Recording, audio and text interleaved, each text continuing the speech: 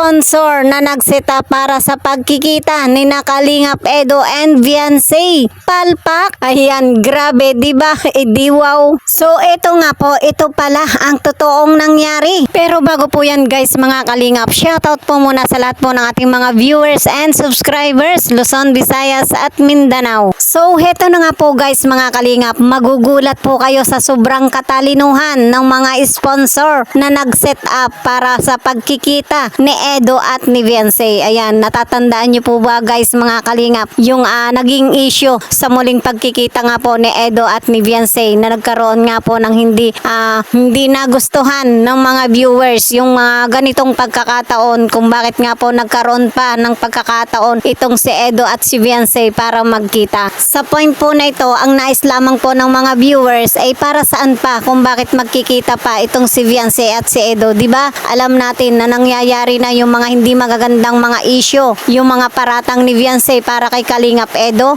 para saan pa nga ba? At sila ay kailangan pang magkita, di ba? At ito nga po guys, mga Kalingap, ilan sa mga sponsor nga po ang gumawa umano ng paraan para maayos ang pagkikita at pag-uusap ni na Edo at Viancy. Na kumbaga po guys, mga Kalingap, na ang hangad nga po ng sponsor ay magkita, magkausap at magkaayos nga po ang dalawa ni Kalingap Edo at ni Viancy. Na ang akala po ng lahat ay magiging pagkakataon na po ito para magkaayos ang dalawa at matapos na ang mga hindi pagkakaunawaan. Pero ang malupit nga po nito ay palpak po ang kanilang naging diskarte. Kasi nga po sa halip na gumaan ang sitwasyon, tila naging komplikado pa po ang lahat at nauwi pa nga po sa panibagong pagtatalo. So ang tanong nga po natin dito, ano nga ba ang totoong nangyari sa kanilang pagkikita? Bakit parang lalo pa nga pong lumala ang sitwasyon? Ang mga kasagutang ito guys, mga Kalingap, ay malalaman po natin kung saan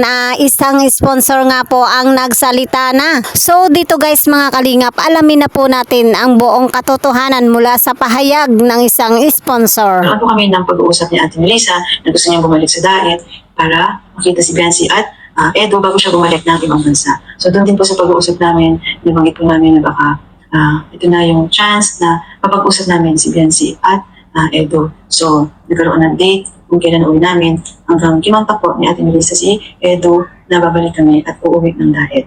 At kasama po doon na gusto namin na mapag-usap silang dalawa. Ang sagot lang po ni Eds ay kung willing siya, si Viancy, para matapos na ang kaguluhan, gagawin ni Eds na makapag-usap.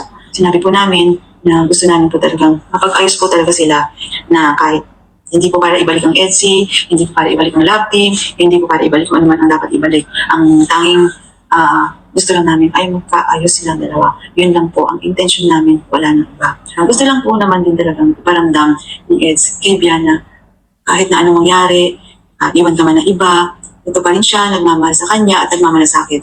At yung mga taong nandun ngayon na nakapalibot sa kanya, yun yung mga taong nagmamahal sa kanya. Yun po yung pinaparamdam ni Eds nung time na yun kay Bian. So nakikinig naman po si Bian at may times na sumasagot po siya. So meron lang pong nasabi si Eds na ikinagalit ni Bian, hindi niya nagustuhan, kaya tumayo siya, papalayo sa motor, naglakad siya papalayo. So sinundan at sinusuyo pa rin ni Eds na para makapag-usap sila ni Viancy. At matapos na rin yung kaguluhan sa paligid. And nakita namin si Eds na hinawakan si Bian at nagpunta sa gilid ng boulevard para makapag-usap sila. Pero wala pong physical na nangyari or sakitan na nangyari. Hanggang makarating sila sa gitna ng kalsada at doon inaalalayan para itabi ni Eds si Viancy. So wala pong harassment na nangyari. Wala po. So sa dulo ng paglalakad nila, andun sila at Tatay Beran. So doon po, sumakay po si Viancy sa tricycle. Then bumalik po sila Tatay Beran sa pinatatayo namin kung saan nakaparking motor. Pero hindi po nakita yung susi kasi uuwi na rin po sa nila.